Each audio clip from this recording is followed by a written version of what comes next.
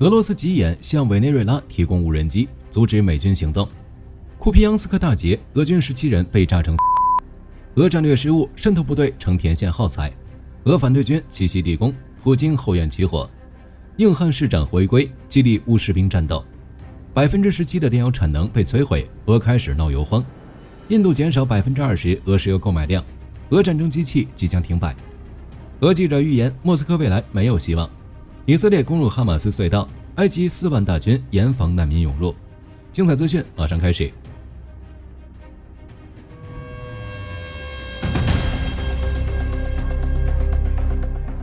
后花园，或者说唯一在海外有影响力的委内瑞拉，在美国大军之际，莫斯科果然急了。8月26日 ，RYBA 频道就援引克里姆林宫的消息表示，俄罗斯计划向委内瑞拉援助见证者无人机，声称这将阻止美国在委内瑞拉的任何军事行动。目前莫斯科官方尚未做出回应，不过俄方确实有意支持委内瑞拉总统马杜罗。去年就有消息称，瓦格纳集团曾进入了该国，当时委内瑞拉正因大选而爆发大规模抗议。反对派冈萨雷斯指责马杜罗作弊，后者则始终否认。凭借俄罗斯的支持，马杜罗一直稳坐总统宝座，但如今俄军正深陷俄乌战场，这种支持肉眼可见的衰弱。早些时候，美国的多艘军舰、士兵和战机正开往委内瑞拉水域，4000美军压境之下，马杜罗声称将动员400万民兵抵抗，双方一副剑拔弩张的紧张态势。此时，俄媒放出消息要援助无人机。火力军认为这更多是一种声势上的支持，就像当初支持阿萨德政权一样。毕竟仅凭无人机就想拦截美国大军实在是太儿戏了。所以俄罗斯的目的是想让马杜罗挺住，继续以高调的姿态对抗美国，最好能将白宫拖在委内瑞拉，其核心目标还是在乌俄战场。现在欧洲、俄罗斯、美国正处在角力的微妙时刻，俄方显然希望委内瑞拉能作为一个变数出现。至于马杜罗能起多大作用，让我们拭目以待。战场方向，各处战线的俄军渗透部队遭到了毁灭性打击。在库皮扬斯克北部，一支由4人组成的乌军特战分队开着一辆皮卡就渗透到了俄军后方，在接连干掉俄军2个破坏小组后成功返回。往南的博罗瓦战线，作战乌军通过反攻就解放了新米海洛夫卡和赫列基夫卡2个定居点。与之邻近的莱曼轴线上，乌军第63旅更是在电报频道上发布了一段作战视频，展示了其歼灭俄军一支突击队的全过程，其场面生猛而血腥。据悉，俄军这支分队中有17人被乌军无人机和炮兵炸成了这个视频也反映出俄军的突击队或渗透小组是在没有任何装甲防护、炮火掩护以及后方支援下发起冲锋，完全被当作耗材使用。而现在各战场的俄军每天都会组织5到10个这种破坏与渗透小组，对乌军阵地防御薄弱处进行渗透，每个小组3到20人不等。如红军村这样的高烈度战场，战争研究所此前曾报道称，每天甚至会出现30-40个俄军渗透小组，但每个小组成功渗透的往往仅1-2个人。这一个俄军会就地隐藏起来，等凑齐数十人后，便会向俄军指挥部发送信息，届时俄军指挥部就会命令装甲纵队进行协同打击，企图里应外合夺取乌军阵地。俄军这种打法很成功，之前就是凭此拿下了多布罗皮利亚周围几个村庄，但这也导致俄军士兵死亡率高达50%，完全是在用人命丈量土地。而且在乌军强援到位后，俄军的渗透作战已完全失败，并未建立起长久的根据地。目前据图片报报道，乌军第225突击团等部正朝东部的米尔诺拉德方向发动猛攻，流出的视频显示，乌军动用了布雷德利战车攻击了多个俄军目标，并拔除了对方的据点，正在和俄军争夺地面的控制区。根据实时的地理定位确认，如今乌军收复了红军村东面的克里昂托维奇定居点，东北方向的波罗德里夫卡、诺维沙霍夫和诺皮多涅3个定居点，而西南方向乌军则摧毁了俄军第41集团军和第2集团军建立的桥头堡，并迅速巩固阵地，部署了战斗机器人与防空系统。至此，兹维罗维方向的危险暂时解除。当然，俄军的反扑也在继续，导致乌军也不可避免出现了一些问题，如由于俄军援军的抵达，由乌第1亚速军第79旅、425独立突击团、第1独立突击团和第38海军陆战旅各部临时拼凑的战斗群，现在因缺少自行火炮与防空系统，已很难进一步推进，且被拆分重置的部队由于协调问题无法最大限度地发挥战斗力，又或是乌军负责前线扫荡和后方抓俘虏的往往是同一支部队，这又导致像亚速旅这样战斗力强的汉旅都跑去抓俘虏了，其向前推进的部队越来越少，攻击动能也随之减弱。整体上看，乌军在红军村的反攻呈四处开花态势，让俄军决策层无法判断主攻方向。而且和之前分析的一样，尽管红军村附近区域的战斗还在激烈进行，不过乌克兰大体上已经稳定了这一带的局势，且完全收复了红军村失地。俄罗斯这边的消息则始终坚称没有在红军村遭遇失败，表示仍可以取得重大突破。但自这轮狂攻以来，俄军还是没有实现他们快速拿下红军村的战略目标，反而是被乌军频频反攻。而且这种反击还策应了顿涅茨克的其他战线，如在托尔斯泰附近，俄罗斯反对军就和乌军并肩作战。据悉，这是俄三大反对军之一的志愿兵团，他们和乌克兰的特种部队向俄军阵地发起猛攻。现场视频显示，乌军无人机和坦克突破了俄军的阵地，击毁了对方的无线电设备。战后统计，他们还俘虏了16名俄军，外加缴获了34支步枪。这也是俄罗斯反对军的最新行动。此前，他们一直活跃在俄罗斯的边境，并一度攻入了别尔哥罗德和库尔斯克等地。如今，随着顿涅茨克战事升级，基辅方面也调来了更多的部队，这些都助力了他们的反击。在乌南战场，乌军第102领土防御旅在扎波罗尔方向再次摧毁了俄军一套 TOS-1 日制重型火焰喷射系统。该系统是俄军的大杀器，由集团军一级调配，其配备的24枚220毫米火箭弹能够在6秒内完成齐射，将8个足球场面积夷为平地。与此同时，在赫尔松战场，不久前乌军 SRG 侦察和破坏小组突入60公里，成功渗透俄军控制区，抵达斯卡多夫斯克一带。现在详细的战况还不明朗，但这段时间以来，乌军已经数次突袭赫尔松地区。值得关注的是，赫尔松前市长回来了。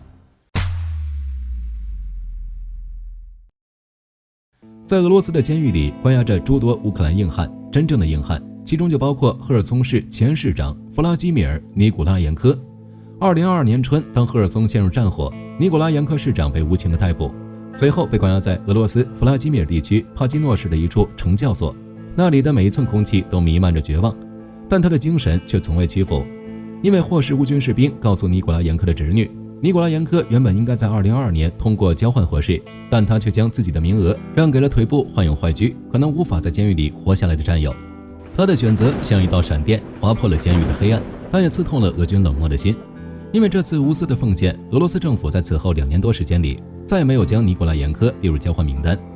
直至前2天的乌克兰独立日这个特殊时刻，奇迹终于降临。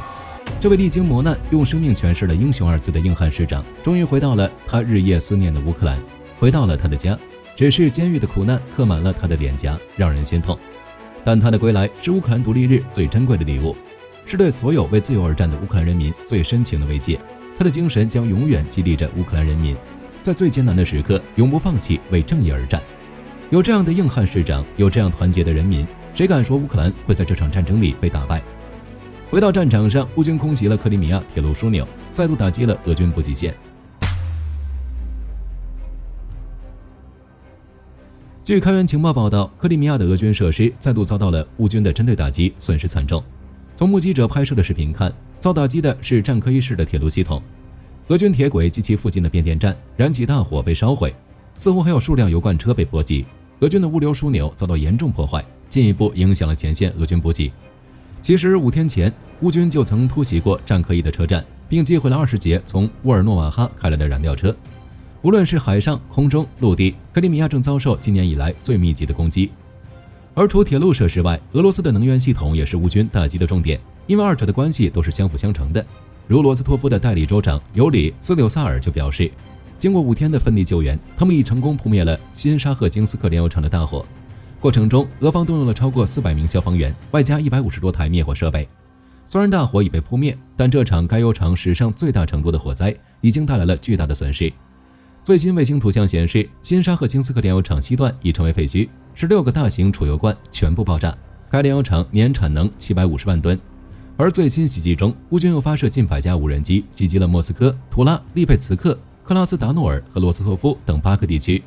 其中萨马拉的塞兹兰炼油厂的炼油装置被摧毁，整个炼油厂被迫关闭。乌斯季卢加的诺瓦泰克天然气工厂停运，该工厂的3个加工装置因遭袭击发生火灾，且更多损失正在陆续披露中。据路透社的报道，乌军最近对俄罗斯10家炼油厂的袭击，破坏了俄罗斯至少17%的炼油能力，即每天约110万桶。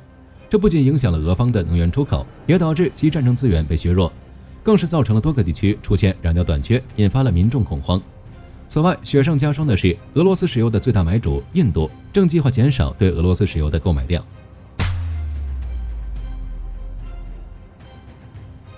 据战争研究所报道，由于印度持续购买俄罗斯石油，美国国土安全部发布通知，宣布自2025年8月27日0点01分起，对印度产品征收50%关税。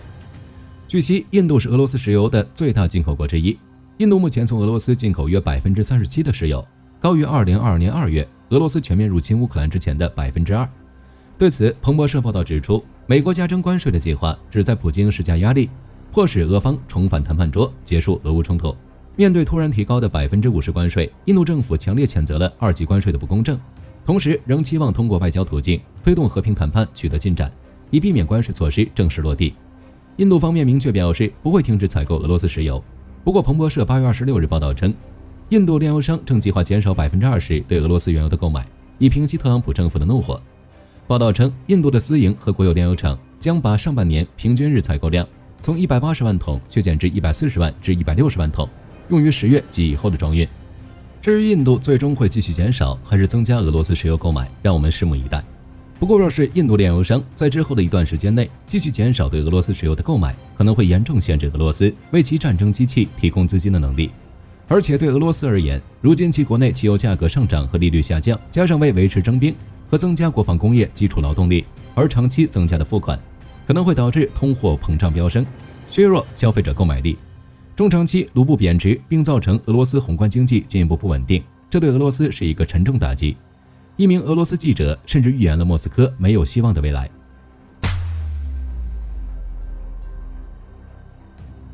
俄罗斯爱国者、军事记者、宣传家马克西姆·卡拉什尼科正逐渐超越吉尔金，成为一个新晋大网红，因为他敢说真话。吉尔金因为说了太多的话，现在正在监狱反思，而卡拉什尼科比他还猛，说出了许多令人震惊的话语。5月份，卡拉什尼科就呼吁停止战争，认为持续战争不会给俄罗斯带来任何好处。7月份又对乌军无人机袭击表示担忧，认为俄罗斯可能无法应对乌克兰的大规模无人机袭击。他还表示，俄军的夏季攻势是俄罗斯丧失战争能力之前做出的最后一次尝试。7月18日，卡拉什尼科公开唱衰俄罗斯，他沮丧地表示，如果乌克兰在12月前没有被击败，前线就会掀起一股浪潮，就像第一次世界大战结束时发生的那样。这里的浪潮指的是1917年2月俄罗斯帝国发生的事件。当时对第一次世界大战进程感到沮丧的俄军推翻罗曼诺夫王朝，导致俄罗斯帝国崩溃。到了8月6日，卡拉什尼科发布了一篇题为《如果暴风雨即将来临》的帖子，对俄罗斯前景担忧，认为需要为最坏的情况做好准备。而最新一次发生是在8月26日，卡拉什尼科开始为俄罗斯多个地区汽油严重短缺发声。他表示，造成这一问题的原因是8月份乌军无人机袭击炼油厂导致，仅存的汽油需要用于特殊车辆。也就是这一时刻，卡拉什尼科对俄罗斯未来做出预言。他在社交媒体写道，持续不断的战争已经让俄罗斯的经济达到了极限。虽然杜金和梅金斯基可以喋喋不休地说他们准备再打10年或20年，但这纯粹是胡说八道。我们没有那么多时间。我们的经济还没有彻底崩溃，但已经分崩离析。失败的闪电战导致俄罗斯联邦损失发展所需的1.2万亿美元，战争还在持续吞噬资源。俄罗斯联邦正面临一场剧烈的政治动荡，经济形势与1985年苏联改革前夕的情形相似，政治形势则与1917年2月沙皇政权垮台的情形相似。对于卡拉什尼科的预言不好评价，因为目前看来俄罗斯并不打算停止战争，而不轻易停止战争的原因不仅仅是未能完成最低目标，也是因为俄罗斯的战时经济导致战争不能迅速停止，一旦停止带来的连锁反应将难以估量。俄罗斯现在是骑虎难下，因为战时经济不可能无限期的持续下去，俄罗斯的资源终有耗尽的一天。但随着战争继续延长，俄罗斯的代价将更加沉重。也许真如卡拉什尼科所言，这失败的夏季攻势是俄罗斯的最后一次大规模进攻。如今乌军越打越强，俄罗斯则步履蹒跚。卡拉什尼科的预言是否成真，时间会给出答案。中东地区，以色列攻入哈马斯隧道，埃及4万大军也。8月26日，比利时外长马克西姆·普雷沃表示，比利时将于下个月向乌克兰转让 F-16战机，但为了安全，他没有具体说明计划交付的战机数量。